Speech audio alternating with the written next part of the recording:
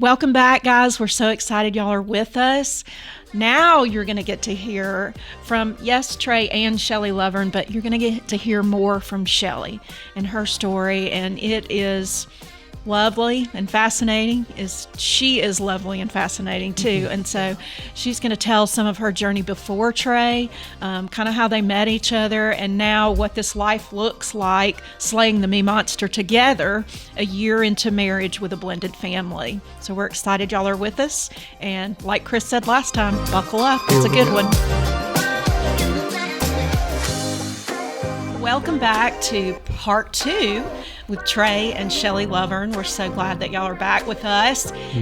Now we want to spend some time getting to know you a bit. And so just where you're from, a little of your growing up, Okay. and then let's get caught up with to the point where y'all are now. Okay. Yeah. I'll do a high level. Good. Otherwise, we won't be able to get it all in there. But yes, I'm Shelly Lovvorn, and I am from Florida. And Tray and I met a few years ago, virtually, I guess, and but also organically. It wasn't a dating app. Not a dating app. I had been listening to his podcast, and he had done previously, and long story, but we just kind of bumped into each other, began talking about really the brokenness that happens in divorce and the kids involved and all of that, and that's where we began our conversations. And then we discovered that we had a lot of other things in common. But anyway, I'm almost a lifelong Florida resident. And I do love Florida. So my father was at Disney, and so I'm a Disney kid, and I grew up on a horse farm. So that was my experience. We both had the farm life in common. So, what Very else? Let me see. cool. I was married a long time. I have 6 kids. And so, yeah, I don't know what else. Well, there's would be a lot relevant. that, even in the last episode, as we started talking, I had been on the dating apps and went through that whole season and had kind of gotten cynical that, either, just in the world we live in, this, a lot of the feminism and, I am woman, hear me roar kind of stuff. And then somebody said they were a Christian. Yeah. It was kind of in name only. There wasn't a lot of Cultural depth there. thing. Yeah.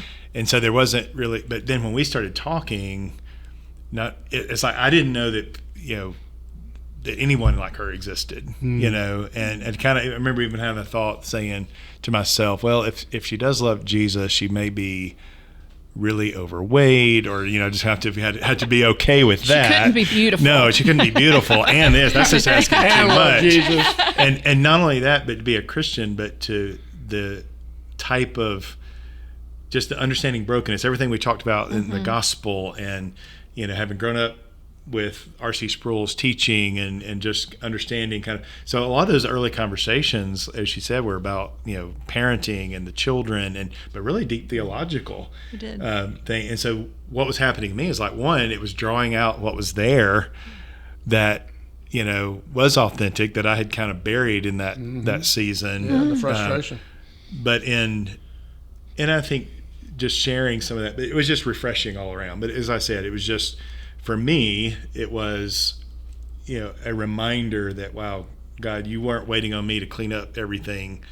And then the rest of the story is that even while, some of that craziness was still happening, he brings her, it was him, because, we didn't meet on the dating app. how in the world did our paths cross? I wasn't looking to date anybody, let alone you, but I didn't mean that in a bad way. But Let alone you. It's real though. Right. She's like going, I'm comfortable in my singleness right now. Yeah. Well, and like I was telling you guys before we started recording, I agreed to 2 15-minute phone calls. And I even said at one point, I'm not looking to date. The deal. That's all it took. 30 minutes, my man. You did a good job. You did a good job.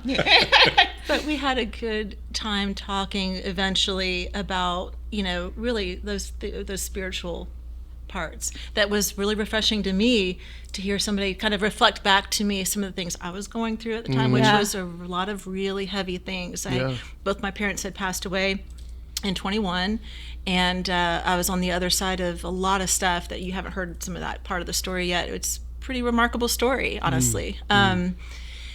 So I was able to unpack some of that with somebody who really was kind of outside my circle of people that I, but at the same time was hearing me and was able to speak into really a lot of broken, hard stuff. And so it was connecting at weakness, I guess you would say. Yeah, and I think the big thing I remember in some of those early conversations, I think it was maybe the 2 calls after the second 15-minute call. Yeah, the longer where ones. you were apologizing a lot. Yeah. And I'm like, what are you apologizing for? And I began to hear just that, so quick to apologize, so quick to, and that reminded me a lot of my own journey, because that was me, is just, the passive nice guy, just getting everybody like me and apologizing. So I know we had some conversations, about that, and you stepping into your voice, and but talk about the first divorce care. I think that's pretty. That's a funny story. I think it just shows, as we now can look back, what God was doing. Yes. And that's almost like a ha. And if we have humor, then we got it from him. Exactly. And so, and then we hear stories like this, and we're like, oh, he's got great humor. Yeah, how things come together. Yeah, so we were talking a lot. And I was also going through that divorce care program that churches provide. It's it's a curriculum about caring for yourself during divorce. It's very very Christian, spiritual based. And so I was going to my very first session to this divorce care, and and we were talking talking on the drive, phone, because it was like almost an hour drive for me to go to it, and maybe 45 minutes. So this is like call number 2 beyond the 2 15-minute calls. No, basically. we have been Or is really this further down the road. Yeah, Okay. Maybe a month later. Okay. We were now All right. doing some FaceTime calls Okay. and stuff, All right.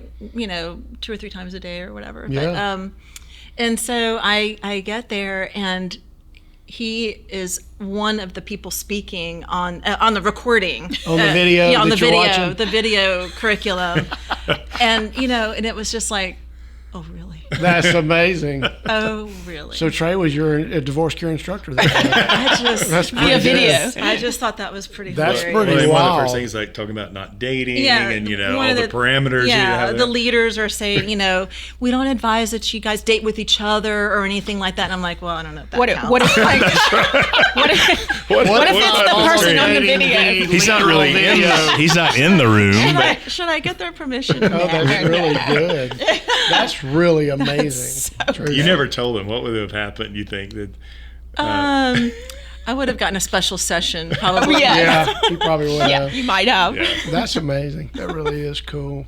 All right, so I have a question. So did you grow up in the church? Did you meet No. Jesus as a kid, or did you meet him as an adult? How'd that work? So quick on my story. Yeah. My father's was not a believer, Okay.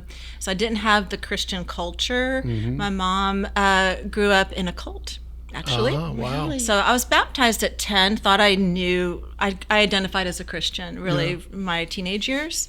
But I started going to church at around age 20. Okay. And that's when I heard the gospel, and I was it was a really big change. I started reading, right off the bat, systematic theology. Okay. I was all in. Going deep as I you want could to go. understand this. I was going to save, kind of similar. I wanted to save everybody. Yeah. But I began going to the Presbyterian church later on, Reformed Baptist before that. And I really grabbed a hold of that. Loved it. I loved the church, and was very on fire for all of those That's things. neat. And so you did a lot of reading and all of that. So But cool. where our stories are similar, a lot of performance treadmill though. Sure, yeah. And really, hey, these are the imperative commands. This is what I want to be.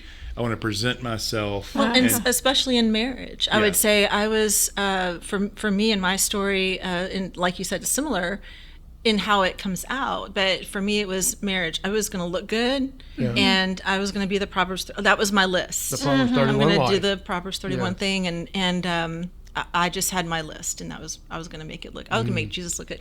So, but I was telling them when you went left earlier in between sessions, is that what I was hearing in your story is that gospel that we hear sometimes when we're not maybe hearing it completely, or we're not, maybe whatever the reason is. And you said sanctification was a part of that, and I agree.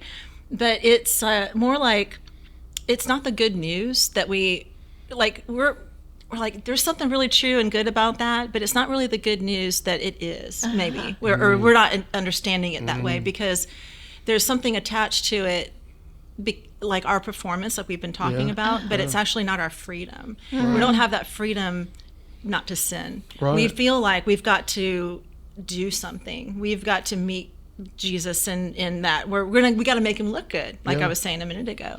I was telling him, I was listening to something that Chad Bird had put out there, and how he framed it with, it's like Jesus took care of the tab at the table if we're at a restaurant, and he pays the bill, but you're required for the tip. Yeah. You're not done until you do the tip. Well, I don't know how much that is.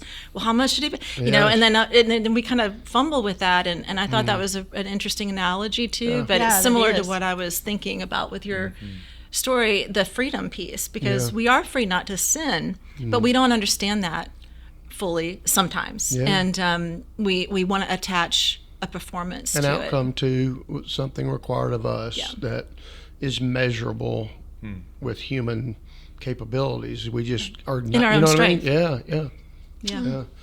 I love that y'all said y'all started your relationship by connecting in brokenness, because in normal relationships, that's not the way typically it goes. Like, we date, we put our best face forward, like we're gonna present all the ways that we have it together, to each other. And I love that y'all's initial connection was connected in brokenness. I think that's really beautiful. Say, though, she knew about obviously all my past stuff.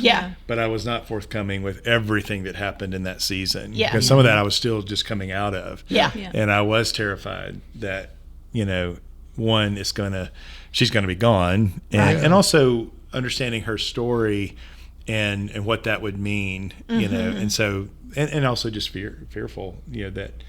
And not allowing her. So we're still even now working through some of that. And the fallout of me not just being blah, here it is, and risking, and letting her handle that however she wanted to handle it. Well, and I was saying this earlier too. When I started talking with you, it was kind of cool because he was outside my little group of my personal friend group or whatever that had known me for years and all of that, and I liked the anonymity. I liked knowing that he didn't know me, and I could just be myself, and I really didn't care. Like, I wasn't trying to date him or anything like that. In fact, I didn't even know we were the same age. Honestly. So you thought I was much older, right? So, no, I just hadn't looked into that. I wasn't checking him out or any of that. It was just I was in trauma, and ended up having some conversations that were really helpful. And I thought it was good to talk to somebody who I could just be me, talk and be normal, and I didn't have to explain anything or whatever. So that was actually really helpful for me. It's funny when you said that. I remember it's kind of weird when we started talking, because she had been listening to the podcast for so long. It was like there was this imbalance. Like, she knew all this stuff, that I just put out there, and then it was just getting to know her. So. Well, I actually have a bracelet. It says known on it, and I actually bought this for myself. I don't know if you can see it or not, but anyway, I bought this for myself at the beginning of all that time period. Not anything to do with you, but just I wanted to be known, and I'm going through this traumatic season, but I wanted whoever was going to be talking with me, whoever that romantic partner might eventually be one day, because I did want to be married again. And I actually was one of the first questions I asked him when we've actually started talking, like, more friendly. So do you friendly? Yeah. Start out friendly, but I'm glad you're friendly. but I said, are you even interested in being married again? Because, like, establishing if that, you don't want to waste your time. If you're not, I really don't want to continue being friends. But so, for real. And he was like, absolutely, I do. And I was like, all right, well, we'll keep talking then, because I knew I wanted to be married and again, but I wanted to be known. And I wanted, it's shameful to go through a divorce, especially in the church. And so you feel like you got to explain things and whatever, and then it's just a mess. And I didn't want to be divorced, but at the same time, okay, this is my reality. Yep. But I love that God knows me, and I want to be known, and I want my future marriage intimate partner to know me. Yeah. And so that was a really big part of my mindset during that period of time. That's very healthy, truthfully. So when we talk with couples, and when we're leading curriculum and things like that, we're always talking about this is reality. For males, this is like they're going to argue this, but the ones that get authentic, but women will more quickly embrace what you just said. So Shelly, you said you wanted to be known, and within that typically is a drive to want to know. Yeah. So it's just known and know. And deeply, we believe that we as human beings were made we crave being fully known and fully knowing whoever. Right. We want that of God, Yeah. and we definitely want that within marriage, but it's terrifying. Sure. Because we're also going, hey, if I'm fully known, Yeah. then what about this Right. or that or Right. whatever? Right. And then, so it is terrifying. But we're always telling marriages, you've got to walk into intimacy is rooted in fully knowing and being fully known. That's right. And that's the goal of every marriage. And God, the reason he set it up that way is to mirror it. We are the bride of Christ. He fully knows us. He's wanting us to seek to know him every day and to stay in that journey of discovery. But marriage is set up on this side of eternity to remind us what that looks like. So we always tell people marriage is not as much a Chris and Sophie thing as a Chris and God, Sophie and God, That's and right. this cool byproduct, That's right. which is intimacy, which gives us Yes. real foretaste of glory divine, where That's we're right. fully known and fully knowing is available. Absolutely. But we have to willingly, nobody gets to force it out of a spouse, right? And so we get to walk out the journey of discovery, and y'all are in that in kind of a newer way, because you've been married just a year, and so you're still in process of that, right? And the goal is to keep walking it, right? And to keep diving in and to keep trusting God in that process. What do you think, babe? Questions, thoughts? I do. I have questions. So like in our journey, we say almost everything you can throw at a marriage that'll destroy it, we have experience in. But one thing we don't have experience in is blending a family.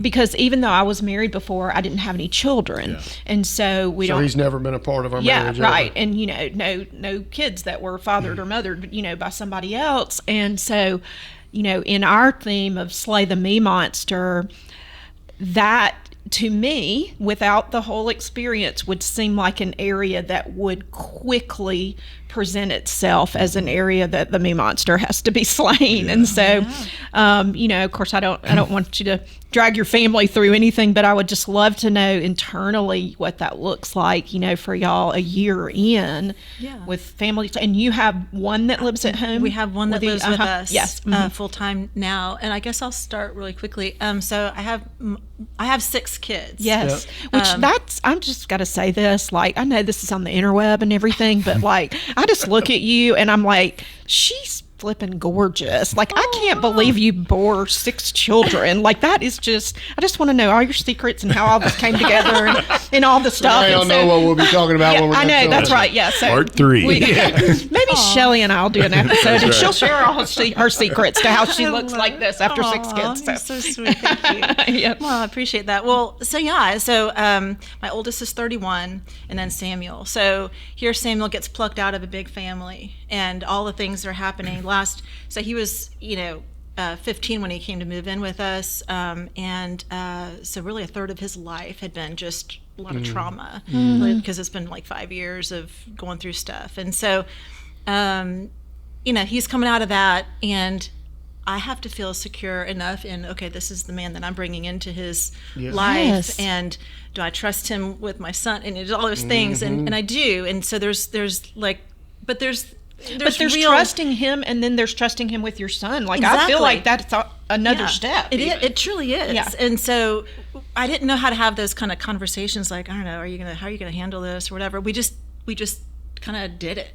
And but I think because we were pretty solid in our relationship, as far as, okay, we have these amazing conversations, we have these amazing interests and commonality and all of that, I thought, I'm just going with this. I'm trusting God. Yeah. Honestly, like, this is actually where we are.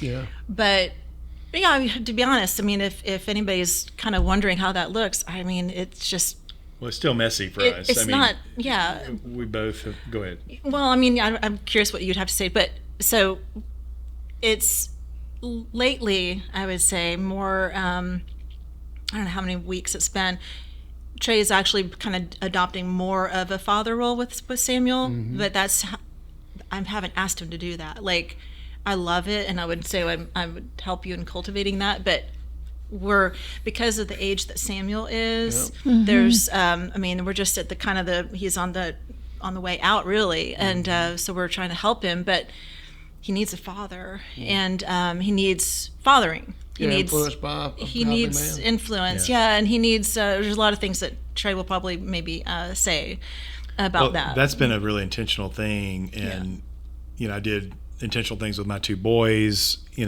but there's things I would have loved to have done differently, and so in a sense, it's almost like another opportunity that I didn't see coming, right?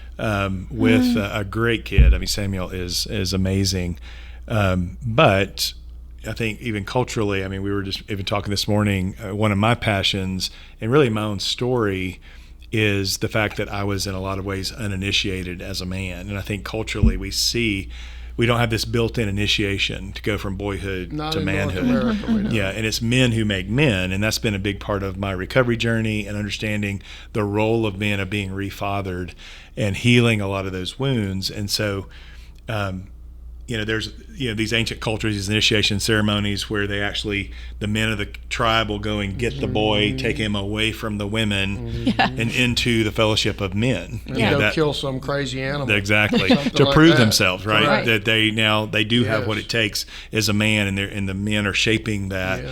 And so we've had some intentional conversations, even as he just turned 16. We realize we've got 2 years with him, and to be able to and it's hard for Shelly. I think it's hard in any relationship, especially as we're talking about the dynamics of now our relationship is new and the trust that goes into that, to say, as a mom who wants to be the mother hen, right? I think we see a lot of that in our culture, is the feminization and, the protection, the wrap them in bubble wrap, and how that has impacted boys and how we were wired and designed, and the wild-heartedness and all the things.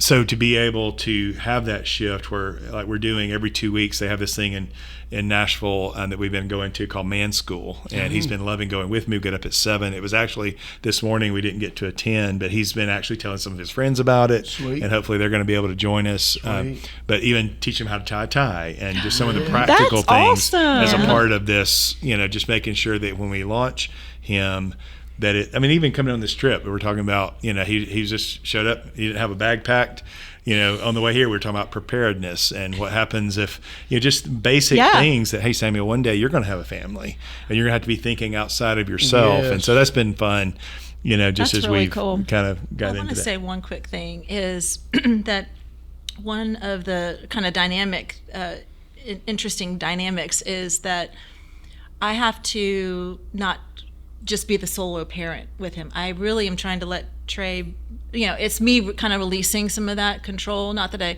had a problem with that, but it's I don't know how, it's not like you can have all of these conversations and go, okay, all right, we're getting married, but this is what it's going to look like with the boy. Right.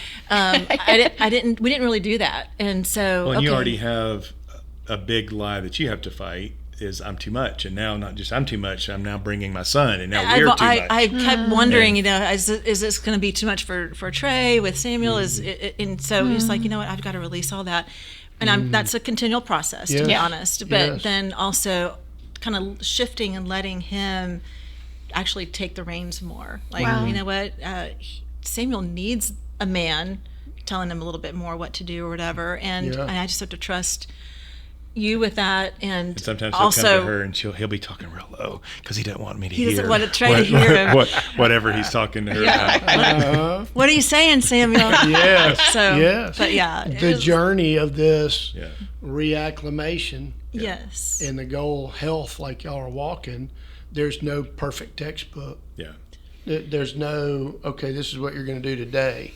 But there is a very faithful Holy Spirit available to help counsel and guide, and it's a process that He allows us to walk out. Isn't it wild? Yeah. And that's something that so many couples are walking through by the thousands. Yeah. And there's not enough, I think, info out Yeah. So let me encourage you while you keep walking through it, y'all take good notes. Yeah, exactly. Because there's a lot of people There's people asking, that- what do yeah. we do? How do we do this? Well, and I will say one other quick thing is Samuel gets to witness us in our kind of setting the foundation. Yeah. Because we're still doing that. We've only been married a year. Yeah. So we read together in the morning. Tray reads with me, I say. He reads to me. And really, but out loud. So Samuel's kind of getting ready and kind of getting a sandwich for what school are we and reading? whatever. The Bible. You're reading a novel by Tom Clancy. but I'm glad you clarified. I'm reading to her.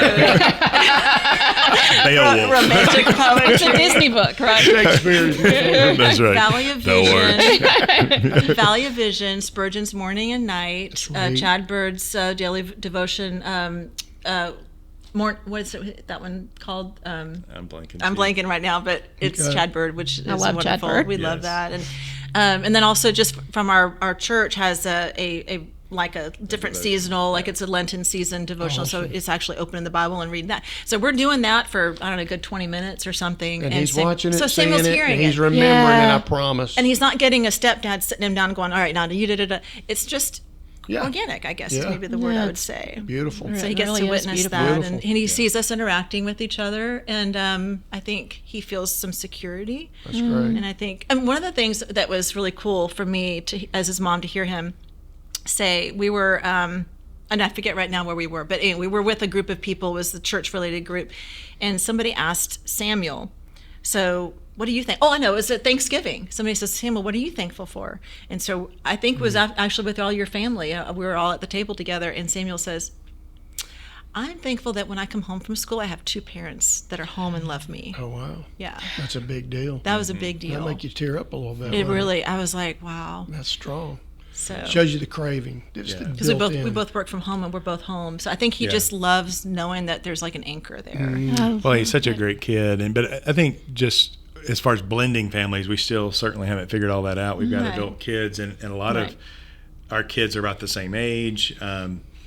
They all live different You places. know, all of them haven't met.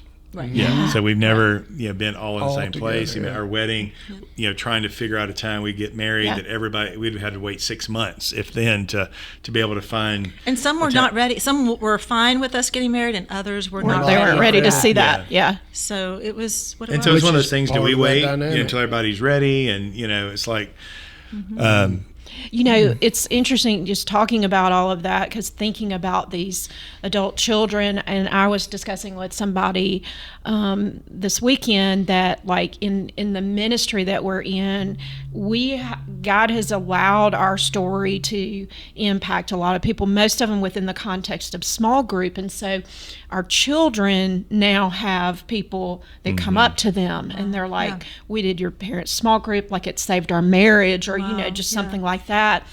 And the person said back to me something that I'd never really thought about before.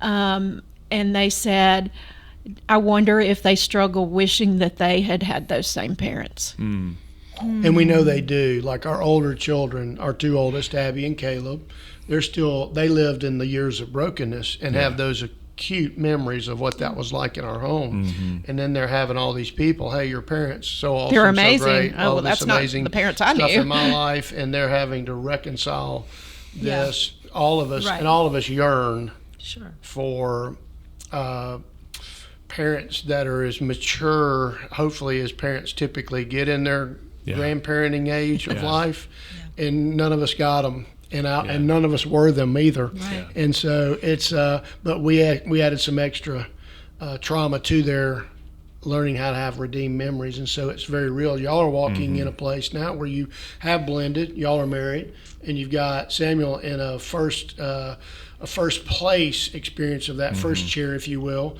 But then you've got a lot of other children that are working through that in their own seasons and ways, right? That's right. And so that brings an amazing dynamic of trust and identity into the mix, doesn't it? And me monster. So. Yeah, and I think we were just this morning, had the privilege, my kids are kind of scared. Most of them in Birmingham now. One is in Nashville, but to be able to have brunch with all of them, and and they're, Yes. I think that was so nice. certainly, it's been a journey, but they have, I think they see how happy we are, and even though, and I don't my parents weren't divorced. They're still married.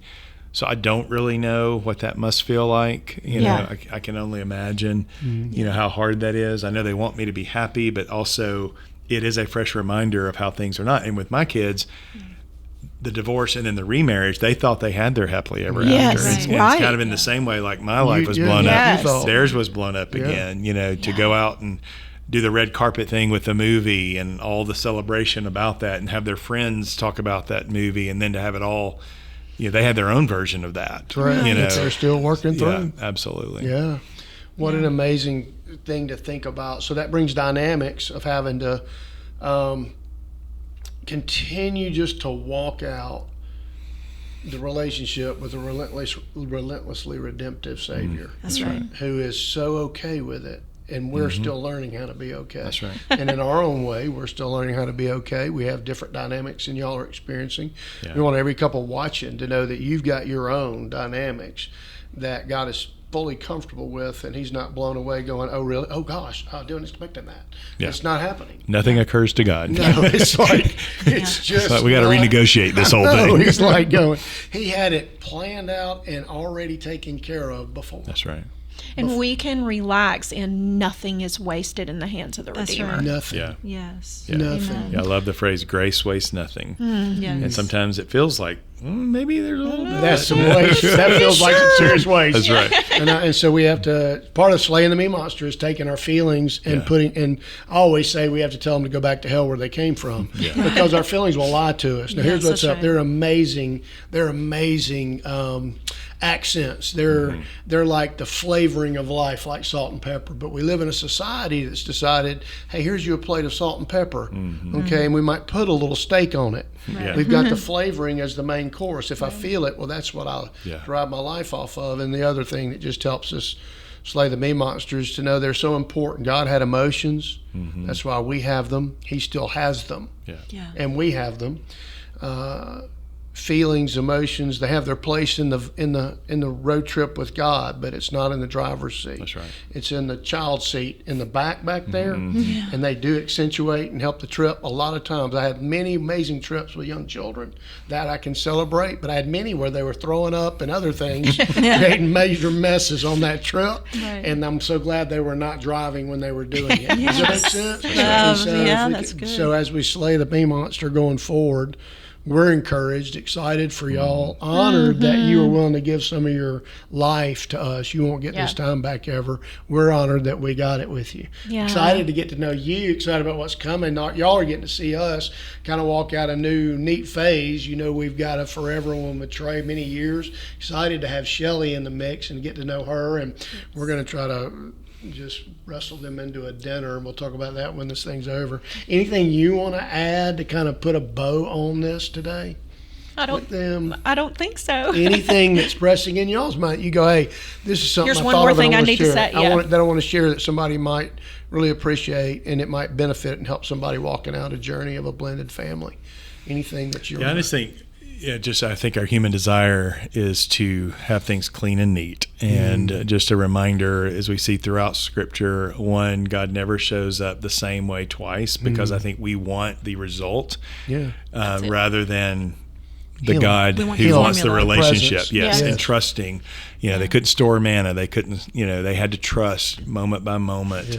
And I think that's really what, some days we remember that better than others. Yeah. Right. But I think that is the journey, is that, it's Daddy, what do we get to do today? That's so good. Not this idea that I'm an orphan, I got to figure it out, and all the fear and anxiety that comes with that. That's right. Well, it's not up to us to make God look good. No, that's right. And that's a good thing. It's a beautiful thing. Hey, let me let y'all know, if you need a reminder that God's good without us having to help him, you can literally even just go to Mount Cheaha in Alabama, which is about as good as we got it. But if you want to really go out with us out west on one of our intensives to Glacier National. Those mountains are screaming praise to God.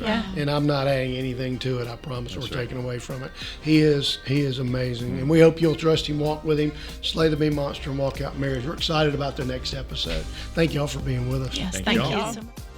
Hey everybody, wasn't that an awesome episode? It was so neat just to get to hear the process of how God, who is a process / journey God, you heard so many authentic things from Tray in the first episode, and then tied into now Shelly and he sharing just about going through the process of really walking out redemption with God, how he brought them together in that story and in that process, and now has created a marriage, a covenant relationship that they're walking out, that they're excited about. And literally it's neat for us to watch and experience that. They're literally in journey, just like we are, just like you are. And I think you got a great insight into how relentlessly redemptive God is, and how he really takes every curve, turn, 180, what looks like a back step or a forward step, and uses it for his glory. And so we want you to be encouraged. We're excited about our time with them. We're so honored to have been with them. Excited about what God's going to do with that in your life. Be sure to like, share, smash the like button, subscribe button, and keep joining us and comment. Thank you. Please comment. And stay with us in the Quartercast. We're excited about seeing you in the future.